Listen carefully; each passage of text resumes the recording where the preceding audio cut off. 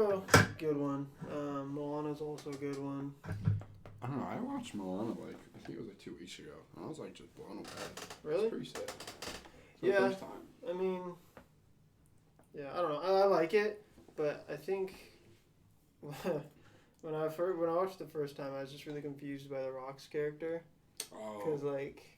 he was playing that kind of good guy, bad guy kind of side, but it was just not as clear, It was kind of Yeah, I was confused by the character as well. yeah, but in the end, women power and shit, it's pretty cool. So Yeah. I fuck with it. I got some cool things to talk about later about women too. So Oh pretty shit, fun. bro! No, but I've heard Princess and the Frog is really good. yeah, Never watched that one. All I know is it's got I watched New it. Orleans voodoo magic and shit. Yeah, I watched it when I was younger when it first came out with my little sisters. Yeah. But what's another one? A good one. I watched Finding Nemo the other night. Of course, Really? that's a classic. Hell yeah. What me and Katie started was American Horror Story. Which one?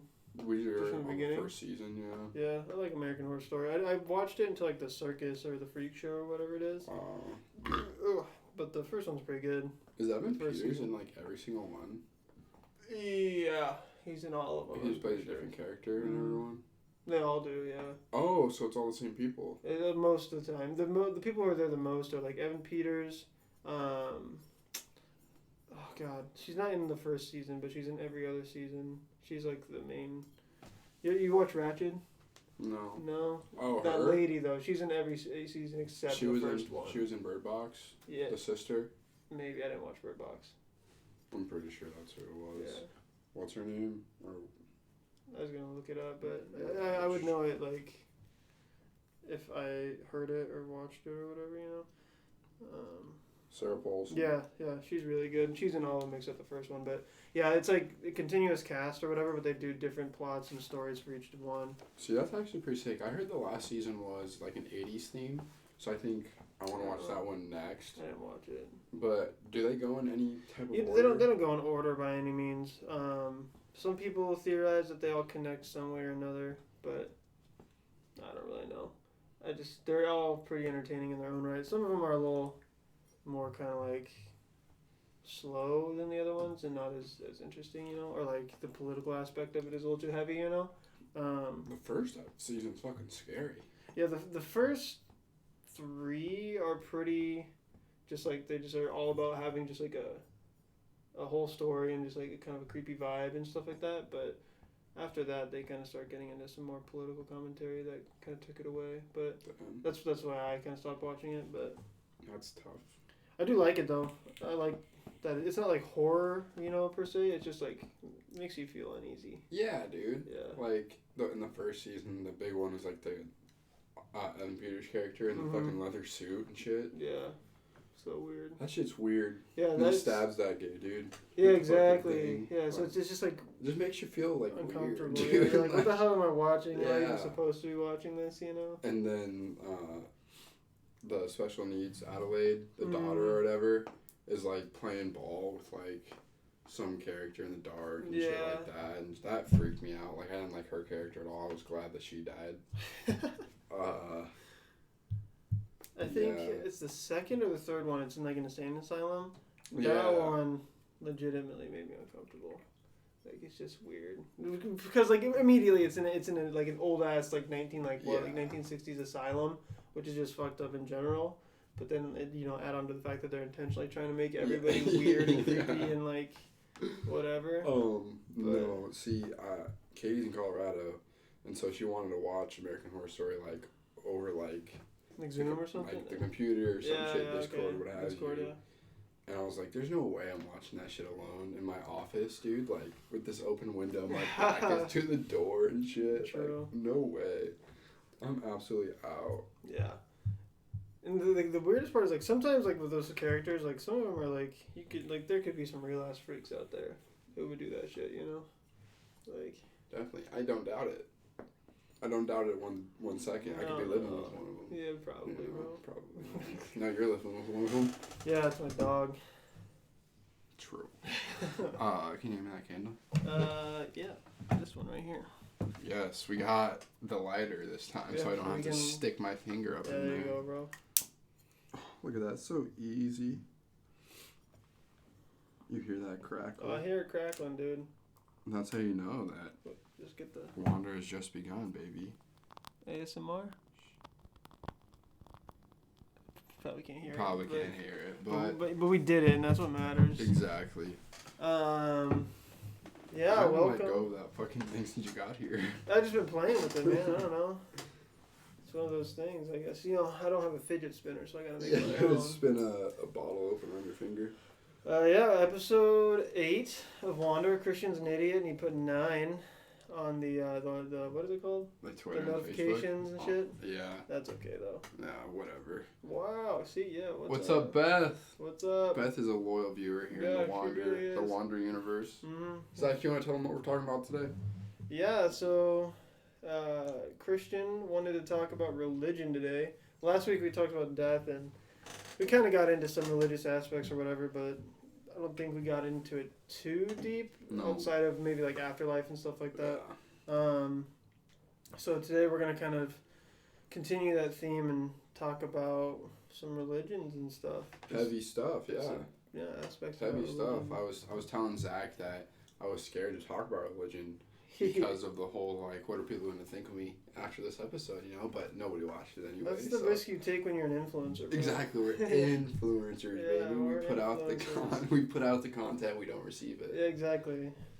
We don't care about our haters. So, Zach, we'll just go into it like we do every episode. What are your thoughts on religion? That's actually pretty tough. I don't know where you were going to go with that, but yeah, so like, anyway. I mean, yeah, like religion, I can talk about like what I personally just think about religion, like. Well, here, no, let's do this. Like, we'll both explain kind of our upbringings with religion and where we're at now. And yeah, that's fair. Kind of explain. So, you can go first. Yeah, I grew up pretty non-religious. I didn't go to church except for on the occasions I stayed at my grandma's house and we went to church in the morning and got breakfast in the church basement, you know? I didn't really do much. My mom never, like, you know, my family's, you know, yeah, we're Christian, and my dad's family has always said that they're Protestant or whatever, but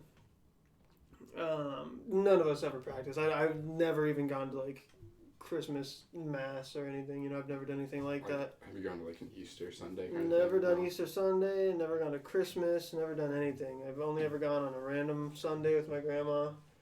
You got donuts and orange juice in the basement. Actually, it was like pancakes and eggs and bacon and shit. Like a whole ass breakfast and like a whole ass bake sale, dude. Every Sunday? Every Sunday. No. Yeah, it was wild. Dude, see, every one Sunday a month, the one that I would go with my grandma on when I was younger, the one Sunday a month, they would serve like Baker's like glazed donuts and like little, you know, those plastic small cups of orange juice. You got straight. They had a whole ass kitchen in the basement of the chapel, and they would have it lined up. You know, it'd be just super packed, and they'd give out pancakes, eggs, bacon, or sausage. Whatever. What kind of church was this? My grandma was No, my great grandma was Catholic. On my mom's side. But yeah, it's a real small, tiny church off like 16th. And 16th and Sorensen. Come on, we gotta plug the church. I don't know. It's not. It doesn't run anymore. Oh, okay.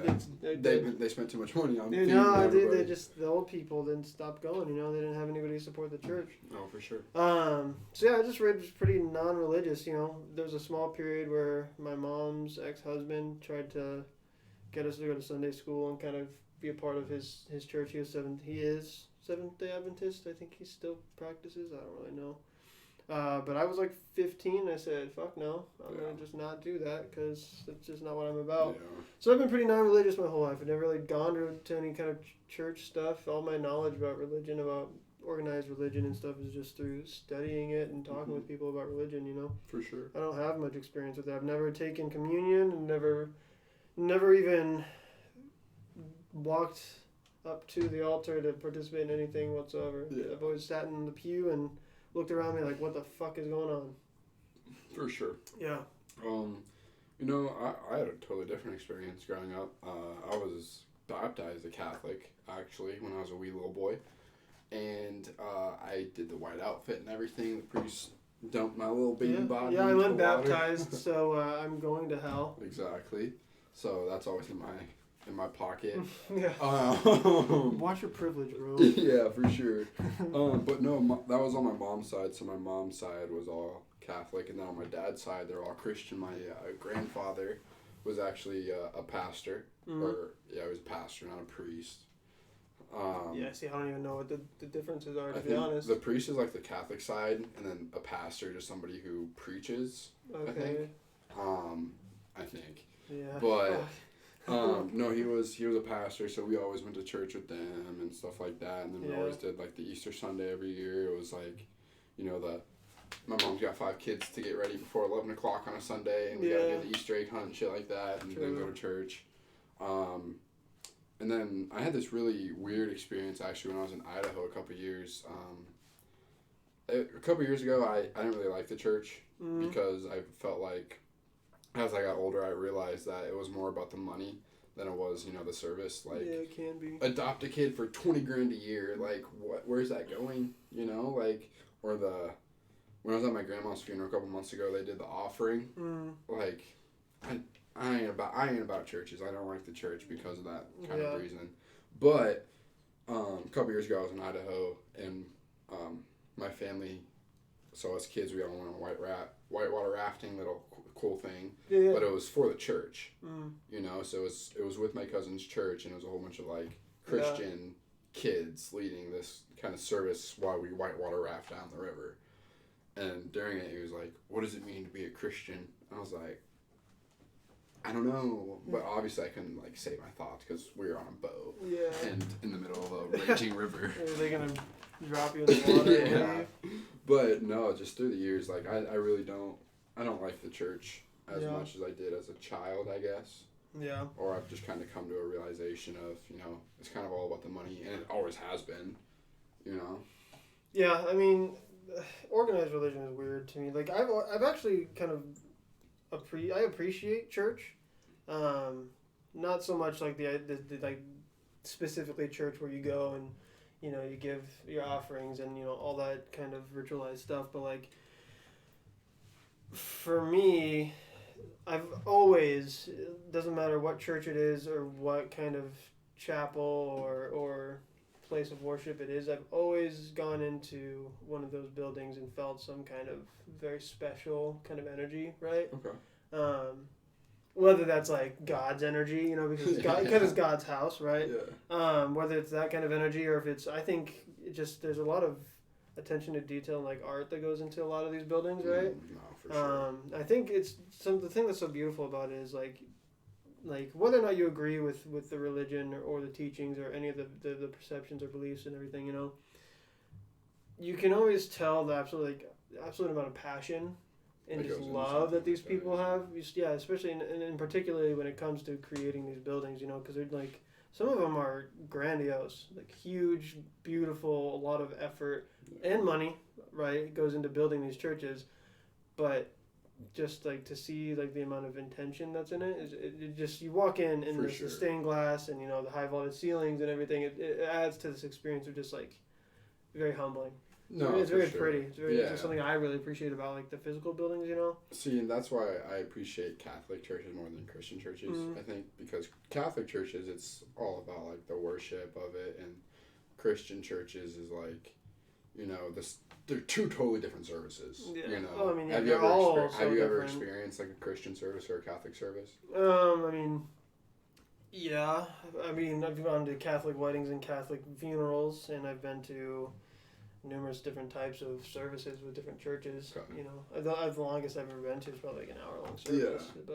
But yeah, it's different there too. Like Seventh-day Adventist, when I went with Justin, and then like some of my mom's friends or whatever. It's interesting because to me, when I was younger, it felt more like relaxed, right? They have their teaching to give, but it's like they're not just like preaching out of the Bible. They're taking ideas from the Bible and kind of giving almost like a speech, right, or like a prepared presentation. Sometimes literally involving like PowerPoint and shit like that, right? Yeah. Video. As compared to like my experience with like Catholic stuff, which is much more ritualistic by the book. Like, let me preach to you the word of John and whatever, whatever. And they read they wear like the uniform. Yeah, the whole and shit like that, 9 yards. Yeah, you got the altar boys and with I don't know, the lighting the candles and sipping the wine and passing it off and all this, See, that's what I don't like is everybody drinks out of the same cup and they just kind of wipe it. Yeah. Like, I ain't about that. Right. That's disgusting. But no, like in the Catholic churches they have the pews, but with the things that come out and you like kneel on them, and I don't like the church as much now just because of that whole money factor.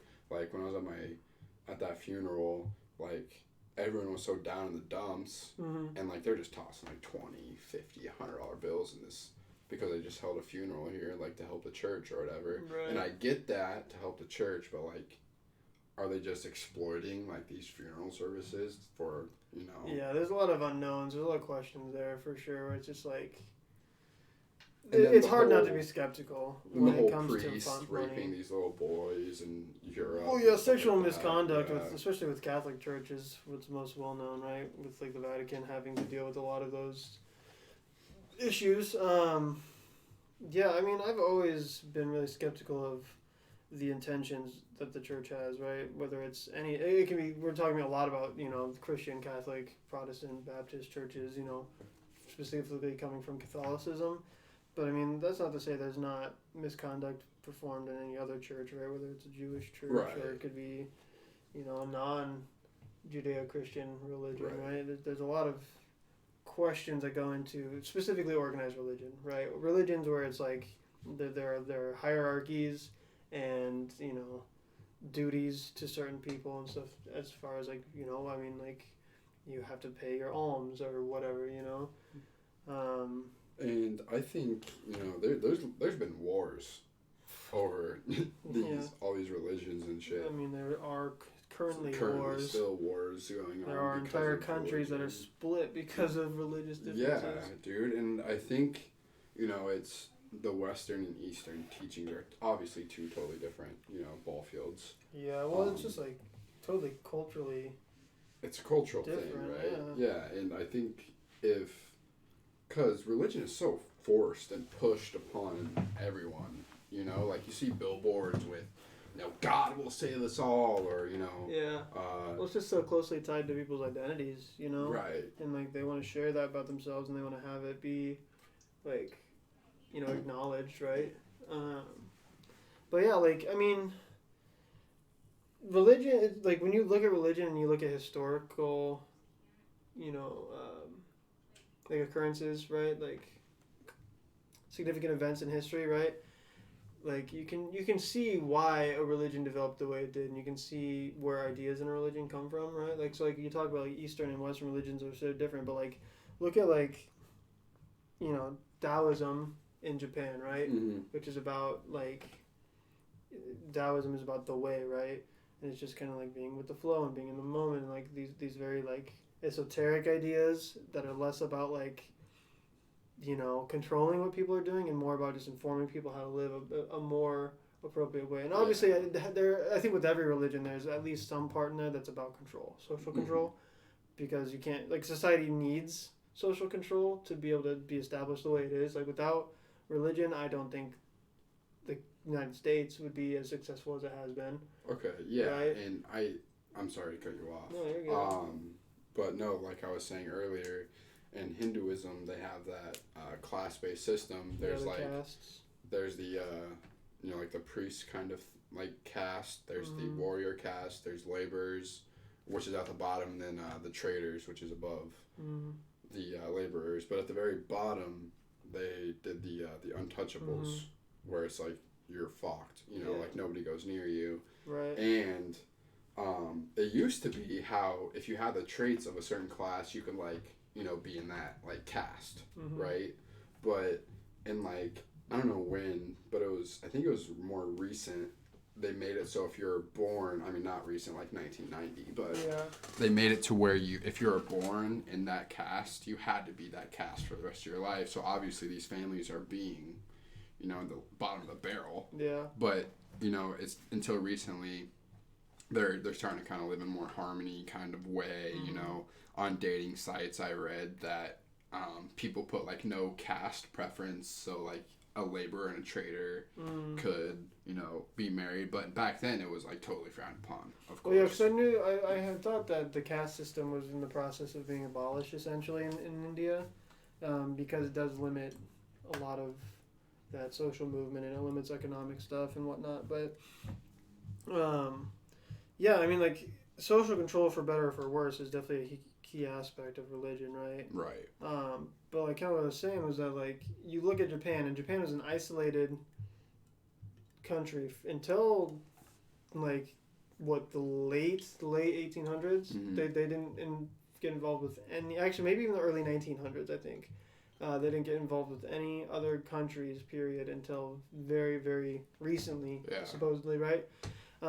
Compared to Europe and the Middle East, where it's like they were constantly fighting for land, for you know, farmland, for livable land and stuff like that. And so like these ideas of, you know, of control and stuff, and kind of like the Ten Commandments and stuff like that, like are designed to basically maintain social order and prevent people from fighting, and that way you can better control the land that you have and the people, and then keep things more harmonious, right? It's like a lot of these tenets and values of religion are meant to maintain social harmony, but the unfortunate part is that they become corrupted, you know, like the people in charge. Yeah. The hierarchy. Yeah, right. They exploit these things to gain social power and to solidify themselves, right? Right. And I've noticed that with every religion, you know, there's a kind of 10 Commandments kind of thing to live by. So yeah, I mean, you always have like the 4 pillars, 10 Commandments. You know, you have the Eightfold Path and of Buddhism, where it's like the wheel and shit. Yeah, you have all these different rules to live by.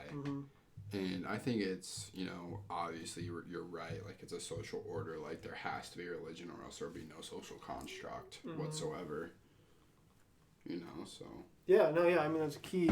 Even in like, I've said it probably like the last like 5 episodes we've done, but I'm taking that Native American literature class, right? And I've learned a lot about like, you know, some native culture and stuff. It's just fascinating to me to look at, like, you know, we talk about social order and how a lot of these Judeo-Christian religions, and even some of, right, like Hinduism, Buddhism, you know, these more kind of, like I said, esoteric, where it's less about worshiping. Well, Hinduism's about worshiping God. Yeah. But Buddhism, right, is just about like living a better life and trying to maintain peace. But there is still kind of like that God aspect of Buddhism. Yeah, in some branches of Buddhism there is, yeah. But like with Native American culture, right? Like they see that there is like a creator, right? They believe there's a creator, and you know, that there's different powers in the universe, and that there are key characters that have been in the past that have influenced the way that the world was created, and it's very kind of like similar to say like you know, Greek religion, right? That polytheistic kind of stuff. But they don't necessarily have like rules per se of how to live your life, right? It's more it's like a path to follow in a way, but it's more like they create this sense of duty and this sense of the right way to live just through like emphasizing respect for one another and respect for the land, and it's all based on survival, right? Because living in America's pre-colonization was really harsh, right? Like the American wilderness. It was a survival thing. Yeah, North American wilderness was not to be fucked with, right? Yeah. Prior to colonization and, you know manifest dynasty and all that shit. But so it's all based on like survival, right? And the only way you're going to survive is if everybody understands that they're all a part of this greater kind of existence in order to survive. But still, there's that social kind of construct. That social control that's present there. It's just interesting that obviously you can see that the religions are designed in line with the lifestyles that the people live. You know, it's just so interesting to me. We were talking about Hinduism and how they are every kind of religion is worshiping one god, and I learned that Brahman is a Hinduism god, but he is not a figure. He is just kind of the universe itself, and it's more of a kind of, a collected net of, consciousness like we talked about last week. Yep. But then I also learned that Brahma Mm-hmm. is kind of the figure to worship, and he is the creator of all things in the universe. He is just not the universe. Right. And he has 4 heads that look in every direction. It was actually kind of cool watching that video and kind of learning some stuff about Hinduism. Hinduism is crazy metaphysical, dude. Oh, yeah, dude. Like insanely metaphysical. I even got on there, and there was a link to the Vedas. Mm-hmm. So I started reading some of the Vedas. Like I read the... and stuff like that. Yeah, because there's one that is like a spellcaster, Veda. Mm. And so I was looking at a couple of the spells on there. There's like a spell for like another spellcaster if he did like a curse on you or some shit. But I forgot which one I read. It was about it was like a Sharingan username. He was part of the Uchiha clan, the name. So I just clicked on it and read that book. Yeah. It was just like he like slaying like some line with like some sword or some shit. Well, like I know the most important Veda is the Rig Veda. That's the one that most people reference and read because it's essentially like the key, right? That's the biggest one. Then all the other Vedas are like more specific contexts that are taken from the Veda, right? They take ideas and break them down even further. Exactly. And yeah, I don't know how many. I can't remember how many Vedas. There's a lot. But there's a lot. I know the Rig Veda is like the largest one, the most commonly cited, and like the most well known. Yeah. Veda. There's a Hindu trinity. So there's 3 kind of gods to worship, and those are the ones that are like the separate parts of Hinduism. Yeah. Of, like that people worship. So there's Brahma, the creator of the universe. Then there's Venshu, who is the protector of everything in the universe, during that cycle, which we talked about earlier, the Hinduism cycle. Right, and Vishnu is technically a female deity, though, right? I'm pretty sure. I don't think Venshu's a female, but Venshu has 2 avatars, which is one's like Dharma, or Dharma is like the karma of like Hinduism, but I don't remember what the name was of one of them. Yeah. But then I think maybe you're right. Because Vishnu has like a motherly spirit, but then she has like the caring avatar, but then her other avatar is literally like bad bitch, don't fuck with me. Yeah, the protector of the Dharma. Yeah, like, that to keep everything. I forget what I know that her avatar look is like she's got like 4 arms and they're all holding like swords and she's got like fire coming out of her mouth, like fucking badass. And then there's one that's like green. Yeah. I think I don't know. But and then there's part of that kind of cycle is there's the life rebirth cycle, there's the living cycle, and then there's the destroy cycle, which that's when Shiva comes into play, and Shiva has a 3rd eye, so I think that's my favorite, because apparently he doesn't open it unless like you make him mad, and if he opens his eye in front of you, you like start to fucking melt. Sick. But he's the destroyer, so he does like a little dance once it's time for like the rebirth cycle. But he also has 2 sons. One's the god of war, and then one is when you look at Hinduism, it's like an elephant kind of figure, because that's the one of the Shiva's son, which is an elephant head, and that means to moving obstacles out of your life to live a better life. Yeah, I forgot what the name is. I forgot the name too. I didn't write it down. It's an R, right? Maybe. I couldn't tell you. But that's kind of like the big one to like that they treat as God because he's the mover of obstacles. And the cool thing is that Shiva actually cut off his head, and so we had to use elephant head instead. So I really like learning about Hinduism. That was a really cool kind of thing. Hinduism is fascinating just because like we said, there's this overarching like spiritual god, right, that serves as this collecting net of all the energy, right, and then like he's focused into Brahma, right, who's basically an avatar of that, but then like that breaks down into more gods and with their avatars. But the important thing to remember is that all of those are all just avatars and reflections of one Brahman. Yes, of one deity. So it's just like when I said it's metaphysical, it's like everything is one thing, even though they all represent different things. Like, right. It's super, super complex. And, like, I know in Hinduism, there's another metaphysical, like, aspect to it where it's, like, they believe in, like, the simultaneous nature of reality and the spirit realm being superimposed on top of it, right? So, like, there's what we see as this desk and, like, know as this desk, right, exists in the spirit realm, right?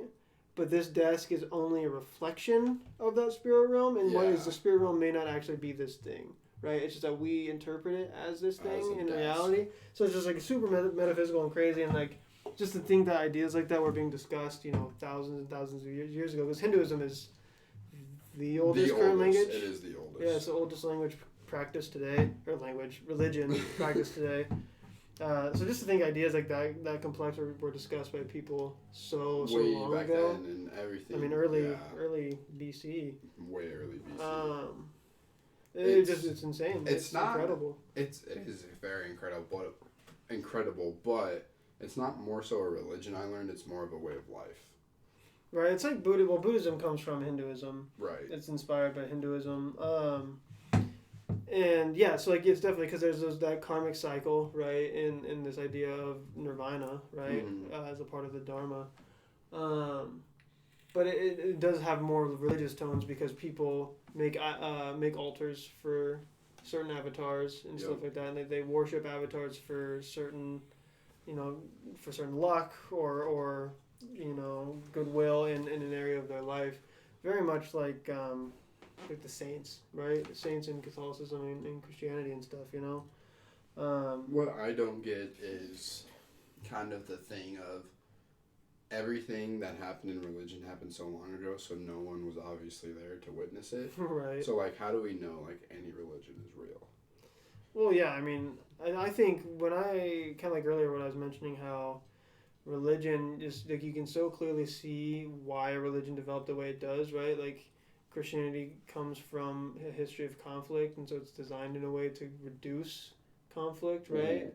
Or at least to make the people who follow Christianity be as non-conflicting as possible, right? Okay, I can't think of the words, but so I look at that like obviously like religion is man-made, right?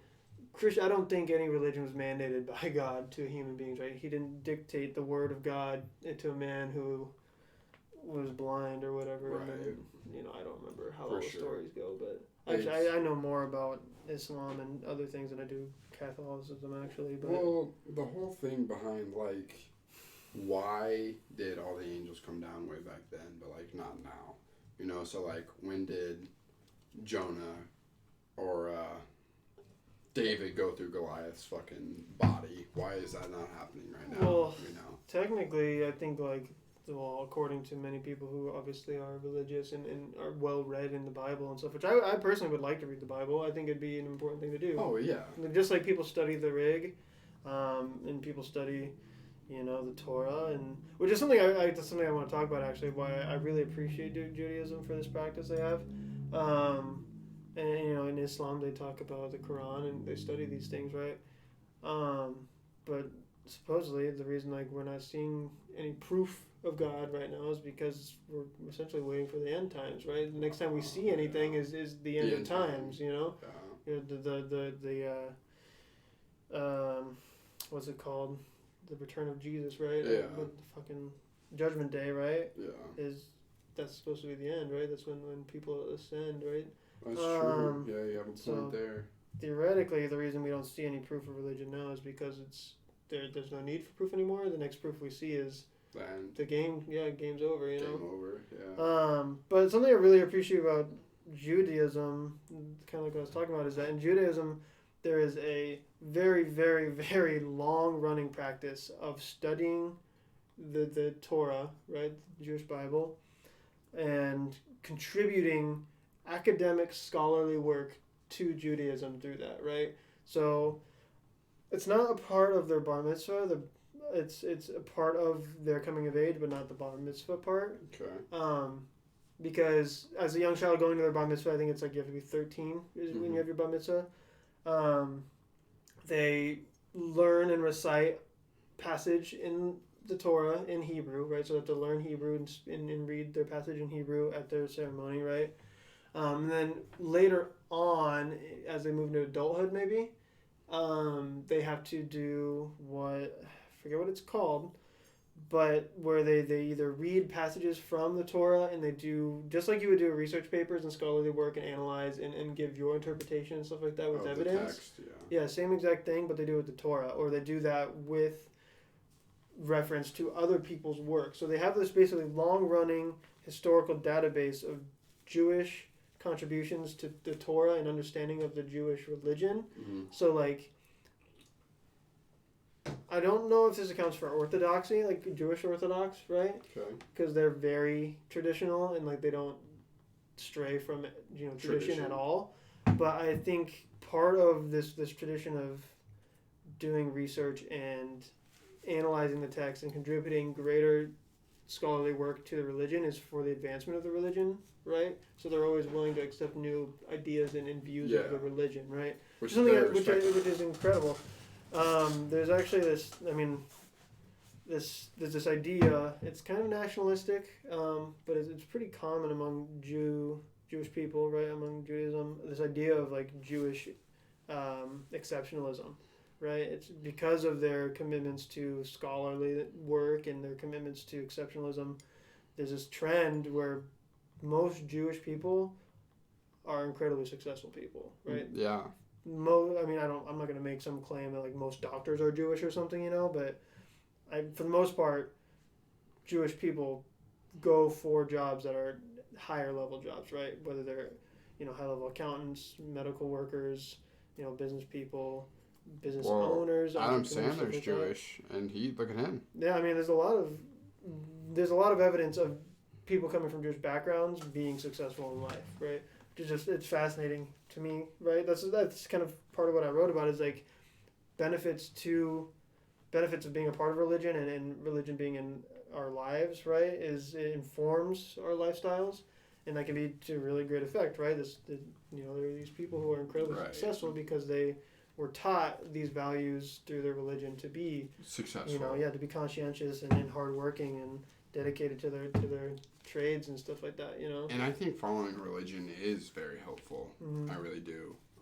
Because like you said, there's definitely a lot of takeaways from following a religion. Yeah. I think now is a good stopping point to mention we always take questions. Yeah. If you have questions over anything that we'll answer with our galaxy brains. Yeah, our expertise, obviously. Cole was telling me that we needed someone to actually come on and tell us facts because we don't know what we're talking about. Yeah, no, he's always hating on us, bro. But I think it's just because he's just jealous that he doesn't have a galaxy brain like us. Well, I think part of our thing is like we're not trying to be professionals. No, we're just expressing our thoughts and some surface level knowledge. Yeah, I'm telling you what I've learned before, and it might be accurate, it might be inaccurate based on a couple of years of not ever learning that, Right. But yeah, I mean, I don't know. I don't really worry about it that hard. If people want to watch us, they're watching us because they like what we're talking about, and exactly. At least we're contributing something, right? We're not sitting here hating on religion all day. No, we're talking about different views of religion, stuff like that. So, if you guys have any questions, type them up in chat. Facts. I see you're reading your notes there. Yeah, actually, so Mormonism is pretty much hated on, right? Oh, pretty widely, right? It's seen as ridiculous. People hate right? Mormons. It's seen as a ridiculous, essentially religious movement. It's pretty old by now. Not even that old. Maybe 100 years. No, 1800s, right? Yeah, I think it's still pretty young. I mean, I know it's young compared to obviously its parent religion. I mean, 1800s isn't young, but for a religion where the religions have been around since before BC, it's a pretty young religion. Right. So my thing is people hate on Mormonism. There's plenty of Mormons, people who follow Mormonism and are a part of that religious tradition, but the story of Mormonism, right, and its origins and stuff, why do you think people are so accepting of traditional Christian and Catholic origins but not of Mormonism, right? Well, what do you think about Mormonism? I don't know that much about Mormonism, to be honest. It's weird. I mean, I know that I know it's weird, right? I know that what the story is the guy basically was in his orchard and found a rock or something that told him that he was the prophet of God and that he had to go to Utah, specifically the land of God, and then have his religion there. Utah. Yes. Yeah. Right, but and I mean, yeah, that sounds weird, but how is that any more weird than No, Muhammad going to a cave, right? And then or like someone splitting the Red Sea or something. I no, definitely get what yeah, you're he saying. goes to the cave, and then God or the angel comes to him and is like, "Hey, you're the prophet of God. You got to move your people all the way fuck across the desert until you find prosperous land. We're not going to tell you what that looks like, but you're going to find prosperous land." Turns out to be freaking Israel. You know, the Dead Sea, and then when they got there, they actually got there before it was a prosperous land, and then they got trapped in Egypt, and when they came back to the land, it turned back into desert, and they got fucked, and they didn't ever get their land. But it's like, I mean, that's pretty ridiculous, dude. The guy went to a cave and was told where to go. You know, how is that any different? Honestly, it's not. But what I was saying is like the practices of Mormonism. That's right. I mean, there's a lot of misogyny and stuff that, you know, from an outsider perspective, you're like, yeah, that's pretty sketchy and weird. And well, even from an insider's perspective, I know there's a lot of people who have left Mormonism and are like, Oh. yeah, that was weird. I don't know why anybody's a part of that cult, right? A Like, so they call it a cult, yeah. right? But I don't know. I just like it's fascinating me to think that like everybody and their mom, and obviously it has to do with the long-standing history of Christianity. Like Christianity, it's like it's just instilled in life. Everything, you know. I say Christianity because we're in America, right? And basically everything here is Catholic Christian. Yeah. Or Protestant. But I don't know. It's just like it's fascinating to me that people are so quick to accept, you know, these biblical stories and be like, yeah, that's it, that's right. But then they're like, fuck that guy. That guy's an idiot. He's crazy. He's weird. That goes with any kind of religion, though. You know, like us over here, us Catholics and Christians look at, you know, Hinduism or Buddhism or Sikhism as, you know, that shit's fucking weird, dude. Yeah. But then they look over here and they're like, that shit's fucking weird, dude. So it's like this everlasting cycle of like what is really true. Yeah, and I mean, it's just that kind of that othering that contributes to a lot of conflict. But I don't know. It just to me, it's Mormonism, kind of. It's like you can't, you know, it's no, but it's in every religion. It's no sex before marriage. Right. But it's like you can't drink, you can't take intoxicating substances, you can't. Yeah, you can't have a coffee because caffeine is an intoxicating substance. You can't masturbate, shit like that. Like I know this story to where two people went to Utah to like the Mormon temple, and his girlfriend couldn't go into the temple because she's had sex before marriage. Right. But he ended up having sex before marriage, and he went in. So it's like this big old like, what the fuck is even Mormonism, you know? But like, right. People in the practice are like, yeah, I don't like this. You know, it's like, why? It's definitely questionable. It's very, you know, precise and like you have to follow it this way. That's what I don't like about it. Right, but like how much of that is like just people being, you know, being an outsider, right? Like, I don't know, like having that perception, like that predetermined perception of it being weird. You know what I mean? Like, I don't know. It's just an interesting like kind of thing to look at, to think about because I don't know, like. Carter says, besides churches receiving money, what are some reasons you guys don't practice any religion? Zach, do you want to? I don't practice religion because, I mean, partly because I didn't get raised with religion, right? Like, I wasn't raised familiar with religion. It's not part of my lifestyle. It's not a part of my traditions, right? The rituals that I do.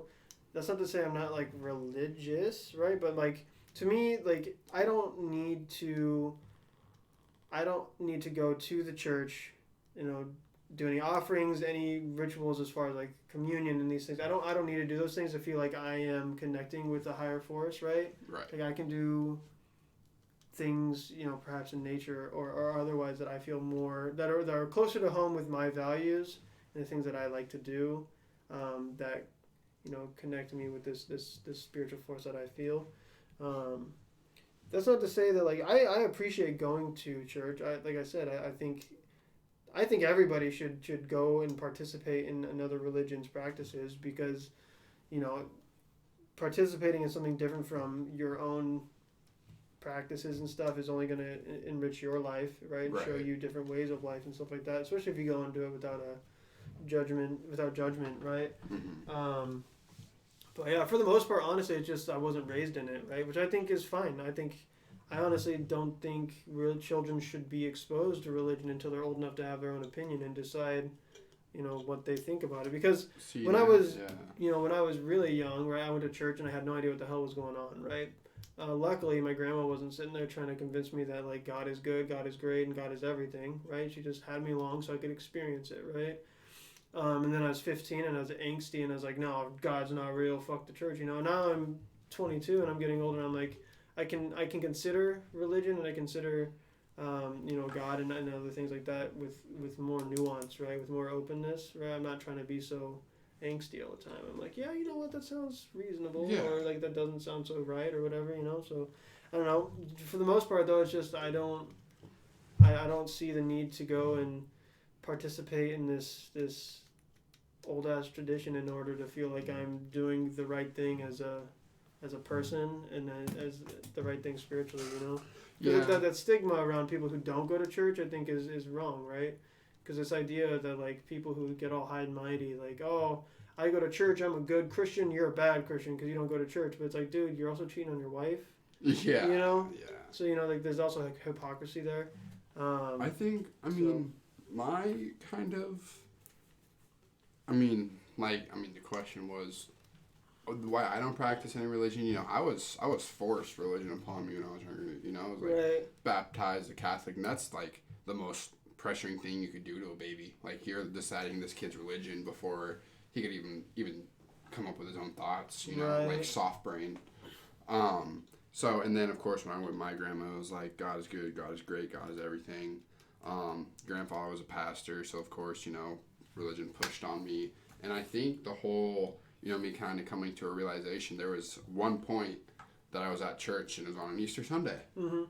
It was the adopted kid. I was like, oh, that's pretty sweet. Like we can like send some stuff over, and then in the little title it said it also helps the church. I was like, okay, so this is like a cool little thing, I'm a couple grand. Next slide. All right, adopted kid, $20,000. Yeah, that's dude. Like, it was like all up front, and people are like all for it. Yeah. 20 grand to adopt a child. But like that money isn't going to the church. Right. Or it's going to the church, but the church is taking it. The pastor has to get paid. They have to, you see, taking offerings for renovations on the church. I totally believe in. Yeah, make the church better for everybody to come to. But doing it for things outside, like there's pastors that own like $1 million homes and shit like that. So I think that's just kind of the thing that did it for me was, and then learning about the priest in Catholic, kind of raping of these boys and shit like that. So what is kind of the best thing to believe at that point? That's where I'm kind of at. What do I believe in that's not bad? Right. Yeah, I mean, like, personally, the best approach, like, because I think rationally, and I think even rational Christians, rational Muslims, rational Jews, rational Buddhists, rational whoever, whatever religion you are, Hinduism, right? I think everybody can pretty much agree that like they're all worshiping the same idea, right? It's the same idea. They're all believing that there's a higher power and there's a certain way to live in order to kind of get to that point, right? Yeah, to get to that point in life. And I think, again, most rational religious individuals would agree that any conflict between religions is pretty much unnecessary, right? Like, there's no reason to sit here and fucking measure dicks, right, over God, right? But that's not the case, though. Everybody is knocking on other people's religion. Yeah, which is absurd because it's all about living the best life you can and the best life, to benefit yourself and each other and again, that social harmony. But I think the best approach, especially as somebody who is non-religious, right, wasn't raised with any religion and is basically coming from a purely, observatory background, right? Like when I look at religions and I learn about religions, right, nowadays, right, I'm coming from a position of neutrality, right? I'm just looking at it to see what it's about and why it's about that, and then I make a judgment after I've learned. I'm like, okay, I don't really fuck with that, or I'm actually down for that, right? But I think the best thing is like being multicultural, right? Multi-religious, right? Like, I think it's totally fine to look at multiple religions and like say, I really appreciate a lot of these ideas and I just want to incorporate them into my life, right? Without necessarily dedicating myself as a Muslim or as a Jewish person or as anything. Right? Yeah, no, that's totally right, and that's kind of what I'm bringing back to Carter's question of why don't I practice any religion besides the receiving aspect? I know I talked about the church receiving money a lot, and that wasn't his question. But I think what you just said is, there's so many different religions out there. I don't really know which one to follow. I think I'm just following that there is a greater power out there to kind of worship. Right. But I don't have a certain religion. Yeah. I really wanted to talk about Sikhism though, because I found that one is probably the most neutral out of any religion, because it's about loving everybody. It's, you know, there's no gender roles. There's been gods, and, you know, in these Sikhism communities of, you know, women leaders. And I think that's actually a super cool kind of aspect to it. Love and peace between everyone. But, you know, there's like the 10 Commandments again. Nanak is the founder of Sikhism. He was a cool fact about him. He had a really deep voice as a baby. So when he laughed, it sounded like ho ho ho. So that was pretty funny. So how this goes back to the whole weird thing of he was just swimming one day and he was sucked into God's portal. You know, 3 days later he comes out and he's like, there is no Hinduism, there is no Buddhism, there's only like a higher power. But that just goes into the fact of Mormon, you know, of a weird story. You're just sucked into God's portal. Yeah. You know, and I realized I was thinking about you when I was reading up and watching all these information videos of the reincarnation aspect of it. So I think that, you know, you're more of on the Eastern side of kind of religion and the whole reincarnation. And in these practices, it's karma, you know, how you live your past life, that's how your next life is going to be. Yeah. And you don't break that cycle until you kind of follow the path of, you know, whether it's Buddhism, Hinduism, or Sikhism. They kind of all believe in that reincarnation thread. But as soon as you break that cycle, and you're not, you know, your karma's good, you're not doing lust, greed, shit like that. It's, you know, you break that cycle and you go into that collective consciousness of the higher power. So I think you're kind of more on the Eastern side of things than Western of, you know, there's that one heaven that is all almighty, perfect.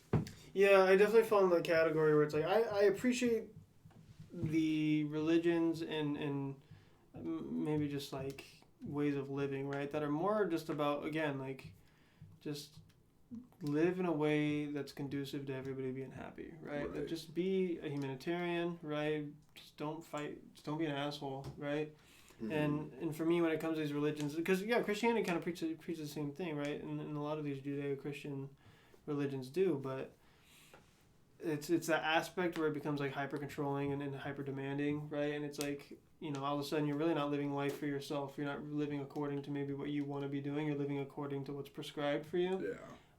And you know, maybe when I die, I'm gonna find out that God is real and I should have just done what He said, and I'll be fucked, right? But at the same time, if I die and I didn't live according to the way that I wanted to live, and I'm disappointed in the choices I made because they weren't my authentic voice, my authentic life, right? That's difficult to me, right? And that's kind of contradictory because, right, like some teachings in Buddhism would like, I'm trying to find this religion that I had learned about a while ago. You know, there are Buddhist teachings and Hindu teachings and other, like, you know, Taoism teachings and Confucianism teachings and stuff that do kind of prescribe the way you should live, right? But luckily for me, they're in line with the way I want to live, right? And that's why they're attractive to me. Yes. But there's still things about Western faiths that I really appreciate. Again, like I said with Judaism, right? Their tradition of research and scholarly, you know, readings in their own faith, and you know, I think the like the Christian like narrative tradition is incredible, right? Like there's a lot of moral and values in Christianity through their narrative structures and stuff that are really incredible, right? That are worth learning about and reading and teaching. And you know, even in Islam, there's a lot of things that are like, it's because we're from America, right? Like most people like, fuck Islam, Muslims are shitty.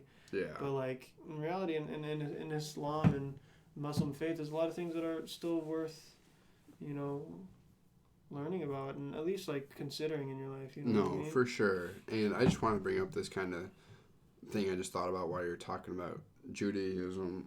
Adam Sandler, whenever he plays a role, he's in a high power role, whether he's like a big movie star or a movie producer, he's a plastic surgeon. Either way, he's in a high position of power, and he makes it known that he's a Jew in the character. You know, he's Jewish. Yeah. But and in all the Eastern teachings, I found out as well that, you know, that reincarnation cycle, that hell is on earth. So I thought that was pretty funny. That's what he believes? No. In the Eastern teachings. Oh, okay. Yeah. The reincarnation right, like thing. samsara, you're escaping yeah, this God. like this you're hell. escaping hell on earth. Yeah. You know. Are you finding anything on that, or should I bring up something else? No. So when I was working at my pharmacy, there's this guy who his family was from the Middle East, right? He was, I think, he wasn't Turkish. Maybe he was Iranian. But he's telling me how his family follows this religion, and I'm almost certain it's Baha'i. But if I'm wrong, I'll feel bad that I'm telling you guys the wrong thing. But essentially, the idea is that in this, it's basically this religion, and I'm going to say it's Baha'i for now, but do your research if you want to learn more about it, is that this religion is basically an extension of all three, Islam, Judaism, and Christianity, right? Where basically they say the guy who was the prophet of Baha'i said that they were all right? Essentially that they all were referring to the same God, the same, right? Like Muhammad, Abraham, and Jesus were all prophets of the same God, and they all had their own ways of talking about it, right? And they all came true, right? But the unique thing is that with Baha'i, they believe that Judgment Day has already passed, right? So they believe that Jesus' second coming and everything, as according to the Bible and everything, has already happened, and that now we're living in a new age after the Bible's teachings and stuff like that, and now we're living a new age of basically monothe of those Judeo-Christian religions, right? The after age of it. Right. But which is really fascinating, just because it's like they recognize that those religions were significant and that they had something to say and that they were correct, right? And now all that's being preached is just be good people. Yeah, be good to one another and live in a very just kind of like that kind of Buddhist kind of idea. Right? So it has to be a newer religion then. Yeah, and I was trying to find it on the internet because I couldn't remember the exact stuff. It's not like super new, right? It's not within the last few years. It's within probably the last century or two, last two centuries. Because he had told me how his parents were they essentially had to escape their homeland because people who follow Baha'i are frowned upon. That's essentially the word. Yeah, they're frowned upon. But they'll kill them. Yeah, they're not popular in a lot of those Islamic countries because and the same thing could probably be said of extremist Catholics, extremist Jews, definitely. Right? Because essentially it says that whatever teachings they're preaching now are wrong, right? Mm-hmm. It's condemning the church in a way, and so they're hunted because a lot of these, I would even say the American government, right, is in a way like division of religion and state, right? But we're still a country that runs on Catholicism or Catholic values. And in the Middle East, a lot of those countries are founded on Islamic values, right? And they only have their social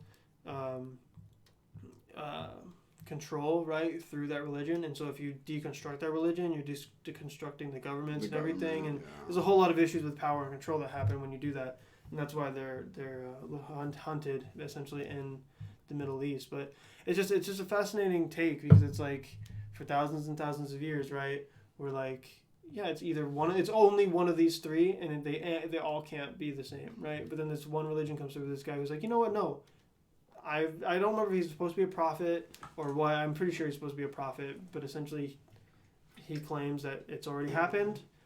Whatever is told in the Bible is now the past, and we're living in a new age, right? That's what he's claiming. But yeah, it's just fascinating. I think that is pretty cool. I think it would be cool to read up on. Which again ties into that whole like, that's one of the fastest growing religions, I think. Really? Baha'i? I'm pretty sure. I don't know if it is Baha'i specifically, but there is a religion that believes that thing, and I'm almost certain it's Baha'i. I just couldn't take the time to actually read it on the internet because we're doing a show. Yes. I think I know last week I said that I was going to do a lot of research on Buddhism because I found it really interesting, and that's what I did. So I think this last 5-10 minutes, I do kind of want to emphasis on Buddhism because I do find it really fascinating. Mm-hmm. So I went through the steps, where I read that, Buddha was born out of the side of his mother. And then, your shelter, blah, blah, blah. You shouldn't live your life with greed and money and stuff like that. You shouldn't live it by suffering.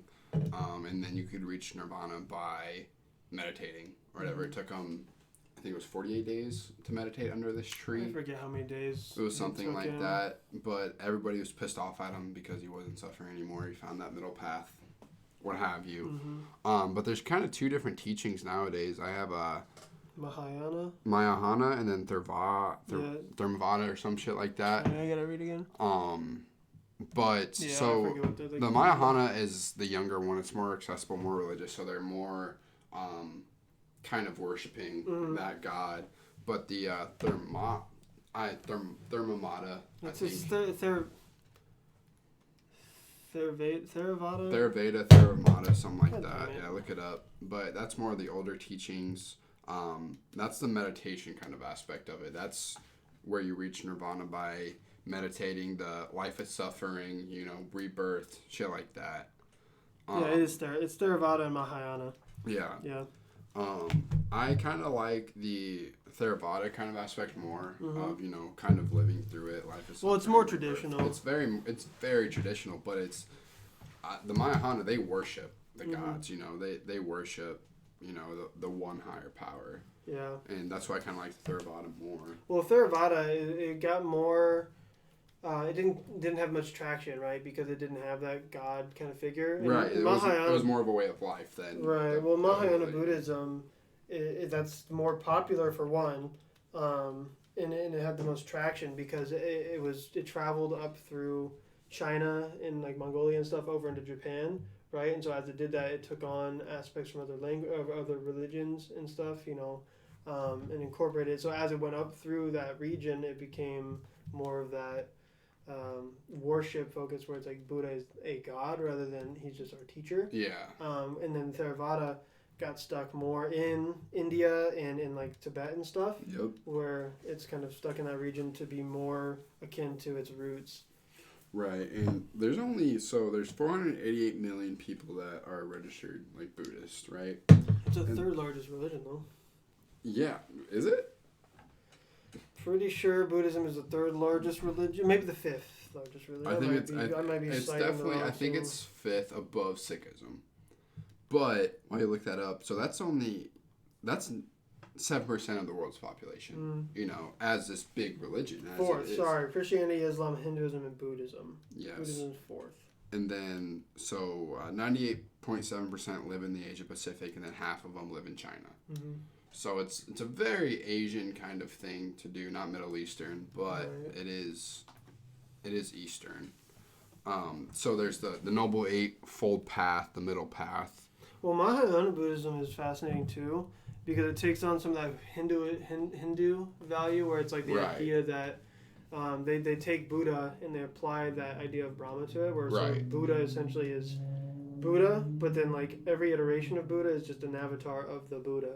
So like the original Buddha, right, is just an avatar of the Buddha. Mm-hmm. But then like there's other, I think in like the late 1800s, maybe early 1900s, China had a man who they thought they basically called the Buddha. And that's like when you see like pictures of Buddha and it's the big fat man. Yep. That's they see that as a iteration of Buddha. Mm-hmm. But they look at it as if it's all happening. Like they don't look at it as if time is happening in sequence. Buddha of the past exists simultaneous to that Buddha. Yes. So it's all So it's like there is no.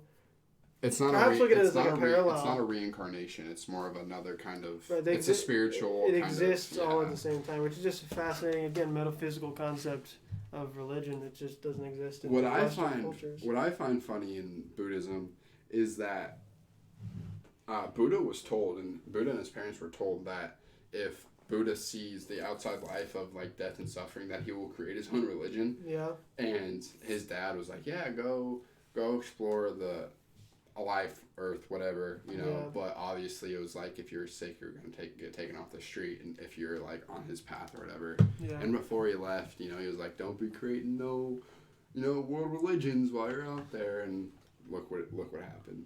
You know. Yeah. But I wrote down the middle path, the whole kind of wheel, how it's always continuously spinning because you're always supposed to be following it, of course. Path, yeah. So the right view, which learned everything isn't permanent, which is the whole thing of life is suffering. You know, everything, and that's what he learned is that the people he love will die, of course. Right, because you're supposed to let go of your like your fixations or whatever, right? Like, don't be tied to things for happiness, right? Your happiness has to come from within because things around you aren't permanent. Mm-hmm. Right. And if you're like attached to worldly things, you're not allowing your spiritual self to be taken away from the earth. Right.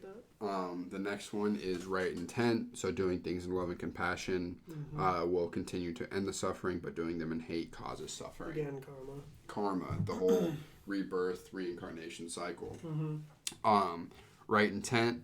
I just said that one. Right speech, so truthful and clear with your words. Of course, don't lie. You know, don't cheat, steal, shit like that. The 10 Commandments. The right action, always strive good in your actions. That's like the 10 Commandments for the Buddha. So it's do not harm living creatures, do not steal, do not engage in sexual misconduct, do not lie and harm people with words, and do not take intoxicating substances. Yeah, so obviously I'm not going to follow that one, you know. It's just, again, an extension of that karma. Mm-hmm. And then the right livelihood, earn your living the right way. So, like, don't do, like, honesty. The slave trade, shit like that. Right effort, always go about your life in a positive attitude. You should always try to improve who you are. That's a big one on growth that we talked about, you know, in our very first episode of Wander. And then right mindfulness. So this is my favorite one. Live in the moment. Don't think about bad things when you're having a good moment. Be mindful of things. You know, like, live in the present moment. And, you know, you obviously know that that's how I try to live by. Mm-hmm. So I think that one is very, very cool to me. And then the last one is right concentration, which is focus on a single item or thought. Makes you truly see what things are. So if I looked at, like, you know, a frozen waffle in my freezer, and I just kind of took that and just stared at it, you know, I would realize that, you know, that is feeding my body, that is feeding my soul to kind of continue living on this hell earth, you know? Yeah, I mean, yeah, Buddhism is super cool just in the sense that it's like, it is just, it's almost so simplistic, but it's also so powerful. Yeah, it's so powerful. It's really cool. The middle path, you know, that's what I really like about it. Yeah. Do you want to stay for grilled cheese? You want to whip up some grilled cheese after this? I got some Panera bread. I would, but I got to go do some work after this. Your paper. Yeah, I'm a busy man, you know, building my enterprise. Yeah, iFlex isn't going to build itself. Yeah, with the iFlex estate. Yeah. No, because I was going to say we could record it and then put it on our OnlyFans. No, I would, but I'm busy. Got 3 paragraphs to write. Yeah, I got to work. Shit, more grilled cheese for me. Shit, bro. Make some grilled cheese. Did you have anything you wanted else to say about religion? No, we're just kind of talking about religion at this point, just kind of blabbering on. But Carter's probably not still here, but we should have said thank you for that follow a while ago. Oh yeah, you followed 2 hours before the stream started. Yeah, so that was cool. Anyone else in chat that wants to answer any questions? I don't know if we'll really. Yeah, who's the one person watching this stream? Dive into. You're the lucky winner. You gotta do whatever you want to do in chat right now. Exactly. No, dude, I don't know. I might go get some food. What are you gonna get? I don't know. I'm hungry though. What should I mean, should I just make the grilled cheese? Thank you, please. Here. Yeah, dude. You got soup? No, I don't really. Tomato soup, bro. I don't really fuck with soup like that. What? But tomato basil? Fuck yeah. Ew, dude. I don't want to be drinking tomato or eating. You're drinking soup, bro. Especially the tomato basil, you're getting essential nutrients and bro. You just got done talking about how you're looking at a frozen Eggo waffle and you recognize those nutrients, and now you're talking shit on wholesome, hearty tomato basil soup, bro. No, I'm talking about focusing on one thing. I see some contradictions in your ideas here, bro. No, it's still the same nutrients, just different nutrients that I'm taking in. Yeah, you're taking in sugar and sugar and carbohydrates instead of essential B and C vitamins and I don't know, folic acid and shit, bro. Yeah, there's bad shit in soup too. I mean sodium is sugars, but like tomatoes got nice stuff. Yeah, but I don't. Soup in general is just nasty to me. Nah, bro, I fuck with soup so hard. I don't. Like, you're drinking food at that point. And then you got some chewing. I fuck with ramen. Yeah, but like, dude, like, I don't know, man. I've been on a broth kick lately. Oh. Dude, I fuck with broth so hard. It's just like you get salts and protein and vitamins and stuff in like a really easy to consume way. It's phenomenal. Yeah, you drink like bone broth. Yeah, I mean, I don't buy bone broth. That's too expensive. I don't live at that. I'm not at that like. So what kind of broth Social do status. you make? Just regular broth, you know, like in the cartons. Like chicken broth? Yeah, it's just broth.